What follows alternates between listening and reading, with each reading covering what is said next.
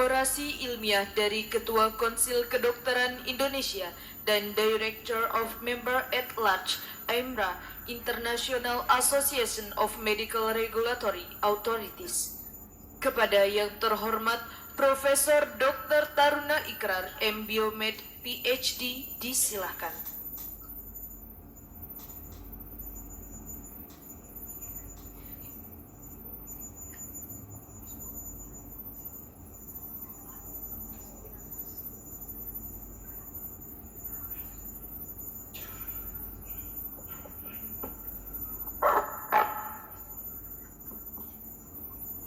Bismillahirrahmanirrahim. Assalamualaikum warahmatullahi wabarakatuh. Alhamdulillahirabbil alamin, wassalatu wassalamu ala asrafil anbiya'i wal mursalin wa ala alihi wa sahbihi ajmain. Alhamdulillah, pada pagi hari ini suatu kehormatan, suatu kemuliaan diberikan kepada saya untuk membawakan sebuah orasi ilmiah. Sebelumnya saya ingin ucapkan yang terhormat Kepala Lembaga Layanan Pendidikan Tinggi Wilayah 2, Profesor Dr. Ishak Iskandar, sahabat saya sejak lama ini, sudah 20 tahunan lebih. Kemudian Bapak Ketua Divisi Pembinaan Konsul Kedokteran Indonesia, Bapak Dr. Dolar. Kemudian yang kami hormati Ketua Dewan Pembina Yayasan Universitas Malahayati, Dr. Rusli Bintang, Bapak Rektor, Wakil Rektor, dan semua sivitas akademika, khususnya para senat, demikian pula Direktur Rumah Sakit, hadirin hadirat, terlebih lagi pada adik-adik wisudawan dan keluarga besar yang wisuda pada pagi hari ini. Pada pagi hari ini sesuai dengan tema besar wisuda, maka saya ingin matching dengan tema besar itu, memberikan sebuah orasi yang kita sebut dengan menggerakkan sumber inovator nasional berbasis neuroleadership. Kayak bener terbukti aman gitu.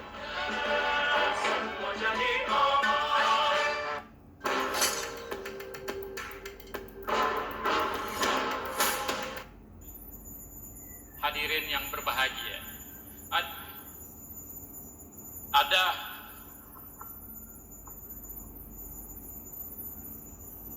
ada konsep besar sebetulnya yang kita perlu saksikan, bahwa di era modern ini berkembang suatu ilmu yang mempolakan, mulai pada tingkat molekuler, tingkat atom, bahkan pada tingkat komunitas, tingkat masyarakat, dan tingkat bangsa yang kita sebut dengan pengembangan neuroleadership. Dan dalam konteks neuroleadership ini berbasis ilmu neuroscience. Kita bisa melihat dan mengacu konsep masa depan ini dengan melihat persepsi kekinian bangsa Indonesia. Kita sadar bahwa kita berada di negara yang sangat besar, yaitu Indonesia. Indonesia memiliki 17.568 pilot.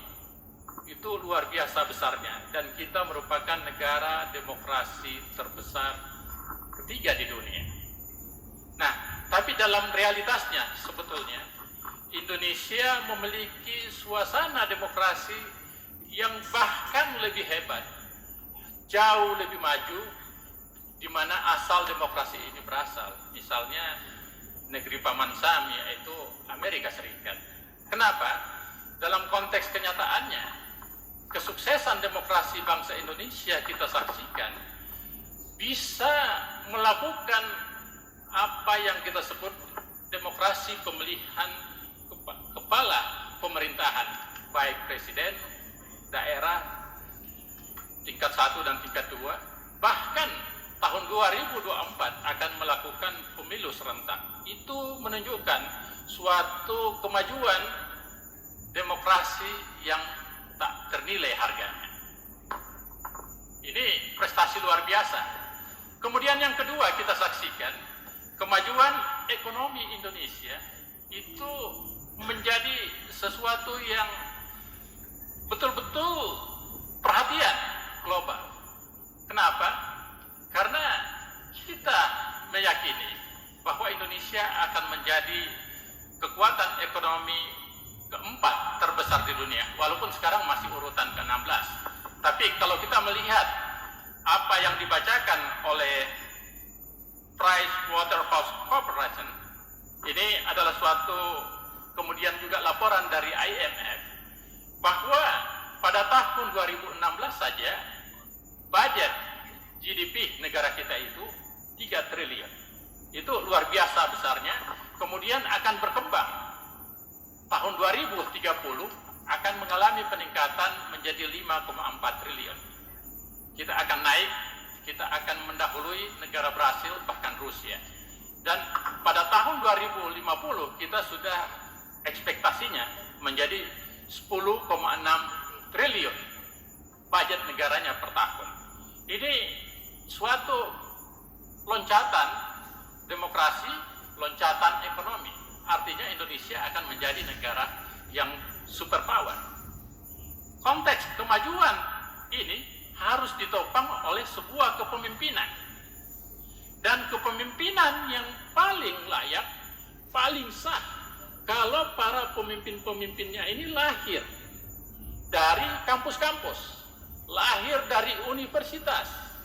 Karena kita tahu kampus, universitas merupakan brand search yang sangat tinggi. Apa itu yang menjadi tingginya? Karena di situ ada pengembangan sains, pengembangan teknologi, profesionalisme, kemampuan moral force.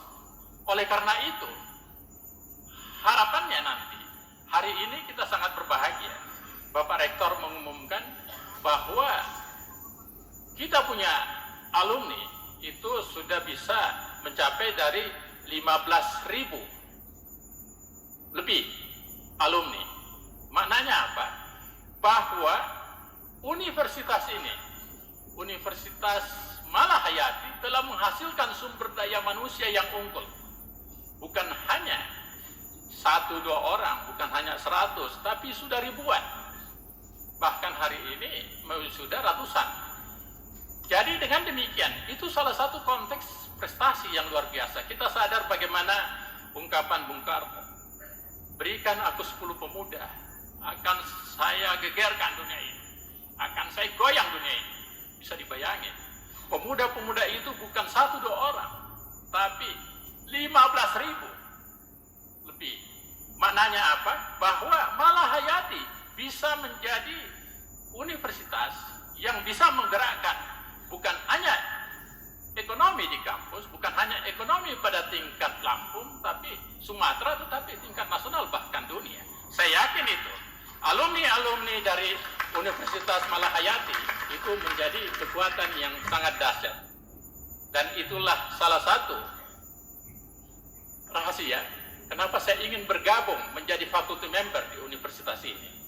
Karena saya melihat potensi yang sangat besar, bukan hanya potensi dalam konteks apa yang kita sebut potensi sumber daya manusia pemikir, tapi potensi sumber daya manusia pemimpin dan potensi sumber daya manusia inovator di masa depan. Kita akan bersama-sama untuk itu. Nah, sebagai sivitas akademik, sebagai seorang bagian dari alma mater ini, tentu kita mengharapkan kiprah dari kampus ini bukan hanya terbaca dalam konteks yang lokal, domestik, nasional, bahkan kita ingin dalam konteks global. Menurut ilmu neuroleadership atau neuroscience, ada 3 prinsip yang sangat luar biasa kalau kita ingin mengacu kemajuan bagaimana manusia itu bisa berkembang, bisa bertransformasi menjadi unggul. Kita mulai dari ketiga itu kita sebut pertama yang disebut dengan growth mindset. Growth mindset, kemudian yang berikutnya akan yang disebut dengan transformasi kepemimpinan, kemudian yang ketiga adalah modernitas berpikir. Tiga konsep besar ini akan menjadi kunci para alumni, para alma mater untuk berkiprah secara global. Apa itu yang pertama? Kita bicara tentang apa yang disebut menurut basic ilmu neuroscience, yang itu yang kita sebut dengan growth mindset atau pemikiran yang berkembang, pemikiran yang maju. Ini yang membedakan kita dengan binatang. Kita membedakan dengan makhluk-makhluk yang lain. Kalau kita melihat secara neuroscience, semua makhluk, khususnya makhluk biologi, sampai pada tingkat binatang dan tumbuh-tumbuhan, semua punya sebetulnya ada insting, ada otak. Tetapi timbul pertanyaan, kenapa cuma manusia yang mampu menghasilkan kebudayaan? Kenapa cuma manusia yang mampu menghasilkan teknologi? Kenapa cuma manusia yang mampu menghasilkan peradaban? Itu karena kemampuan otak manusia. Dan salah satu trigger yang paling tinggi daripada konsep tersebut adalah manusia itu selalu berpikir growth. Growth artinya berkembang, maju, dan seterusnya. Kenapa? Ini sangat bertentangan dengan pemikiran yang kita sebut dengan fixed mindset. Oleh karena itu, proses perubahan, kalau bisa terjadi suatu perubahan dalam konteks individu, bisa mempengaruhi masyarakatnya, mempengaruhi lingkungannya, mempengaruhi wilayah yang lebih luas, semacam mata air yang ada gelombangnya, gelombang influence-nya itu bisa semakin luas. Maka disitulah tingkat keutuhan, keunggulan seorang manusia. Di situ juga menjadi keunggulan seorang yang namanya alumni. Alumni dari tempat belajar yang kita sebut universitas. Oleh karena itu, kita harus beralih dari pikiran fixed mindset ke arah growth mindset, karena itu menjadi trigger awal. Kita sadari betapa banyak kemajuan yang telah diciptakan oleh manusia, termasuk dalam konteks yang saya sebutkan tadi, bagaimana bangsa Indonesia karena pikiran growth mindsetnya, dia bisa berubah dari kita negara terkebelakang, terjajah, terus menjadi negara terkebelakang, terus bisa menjadi negara berkembang, dan bisa menjadi maju. Maju bukan hanya dalam konteks ekonominya, tapi maju dari apa yang disebut demokrasi dan seterusnya. Itu dalam konteks neuroleadership kita sebut dengan growth mindset. Ini kunci yang pertama yang menjadi cikal bakal kemajuan umat manusia. Yang kedua, kalau kita sudah sadar kemampuan manusia itu memiliki growth mindset karena kehebatan brandnya, kehebatan intelektualnya, maka kita sadar, kawan-kawan hadirin para sivitas akademika yang berbahagia, kenapa ada yang disebut dengan brain drive atau aliran otak, aliran pemikiran, atau aliran flow dari berbagai orang-orang pintar. Saya berikan contoh, misalnya saya sebagai alumni dan menetap di Amerika, ada yang disebut dengan American Dream, di mana tempatnya orang-orang ahli selalu ingin berpindah ke tempat tersebut. Karena di sana diberikan nuansa yang sangat besar untuk bermimpi, nuansa untuk mengumpamakan atau menjadikan mimpinya menjadi sebuah kenyataan tanpa ada perbedaan. Oleh karena itu, kalau itu terjadi, maka growth mindset ini akan berkembang lebih maju. Tentu pengetahuan, teknologi, inovasi akan berkembang lebih besar lagi. Oleh karena itu, independensi daripada atau kemerdekaan berpikir, kemerdekaan berkembang, kemerdekaan untuk maju, untuk mencapai impian-impian tersebut, itu harus dimiliki oleh semua individu-individu alumni dari Universitas Malahayati. Itu kunci pertama, growth mindset. Yang kedua adalah bagaimana kalau dia sudah bisa secara pribadi berhijrah dalam konteks beralih dari pemikiran fixed mindset menjadi growth mindset. Fixed mindset artinya orang yang selalu berpikir masa lalu, orang yang selalu berpikir ya kita sudah nyaman di sini, tidak usah berubah lagi. Itu adalah pikiran-pikiran yang bisa membuat degradasi kampus ini, degradasi dari bangsa kita. Oleh karena itu, harapannya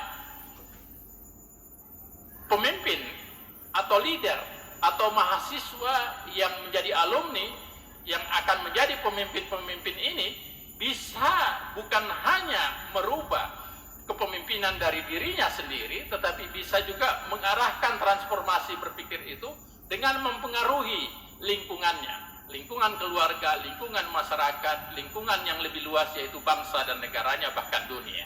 Itu yang disebut dengan kepemimpinan transformatif, yang menjadi kunci kedua dari neuroleadership sebagai pemaparan suatu konsep kepemimpinan masa depan. Yang kita harapkan, yang ketiga adalah bahwa ini akan menjadi budaya. Pola berpikir untuk selalu berubah, pola berpikir untuk selalu maju, pola berpikir untuk selalu menjadikan inovasi itu adalah sebuah kreativitas yang kita sebut dengan modernitas berpikir sebagai sebuah budaya. Itu poin yang ketiga yang saya ingin sampaikan, bahwa ini yang menjadikan nanti alumni-alumni dari Universitas Malahayati bisa menjadi pemimpin, bukan hanya pada konteks lokal, domestik, nasional, bahkan internasional. Dan saya sebagai seorang penggiat keilmuan, saya sudah buktikan konsep ketiganya ini bukan hanya berbasis literatur, tapi sebagai sebuah kenyataan.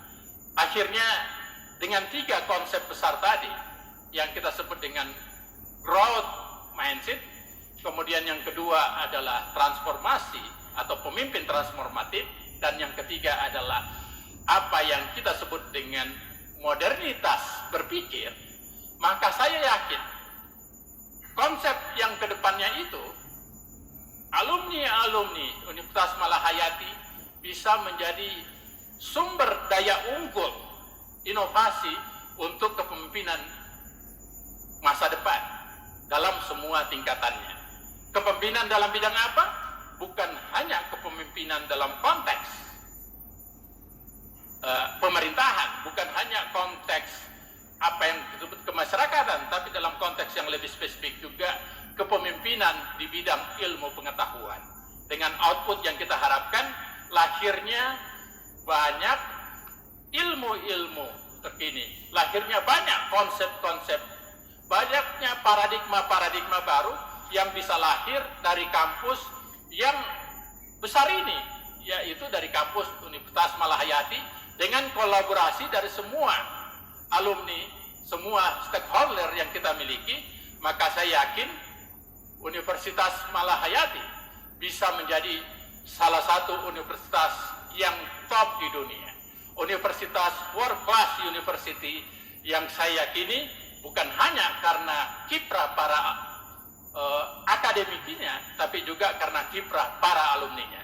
Jadi kita sangat berharap bahwa seluruh sivitas akademika bisa mempunyai peran yang signifikan untuk kita sama-sama mencapai tujuan universitas ini menjadi tujuan atau universitas yang bukan hanya melahirkan seorang saintis, bukan hanya melahirkan sarjana-sarjana, bukan hanya melahirkan profesional-profesional, tapi kita berharap juga kampus ini, universitas ini, dan para alumninya bisa menjadi pemimpin-pemimpin di tengah-tengah masyarakat. Saya kira itu menjadi konsep yang saya ingin paparkan dalam konsep orasi ilmiah berbasis neuroscience dan berbasis neuroleadership. Akhirnya sebelum saya akhiri, saya ingin berpantun, yaitu sawah lebar ditebar benih, ikan sepat berenang di rawa, berletih-letih belajar hari ini agar bahagia di hari tua.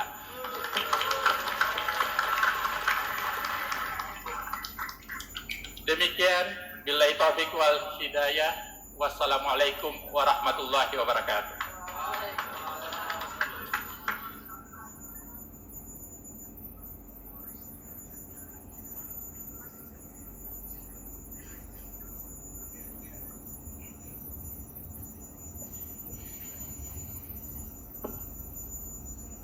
Menyanyikan lagu Mars Universitas Malahayati oleh tim paduan suara.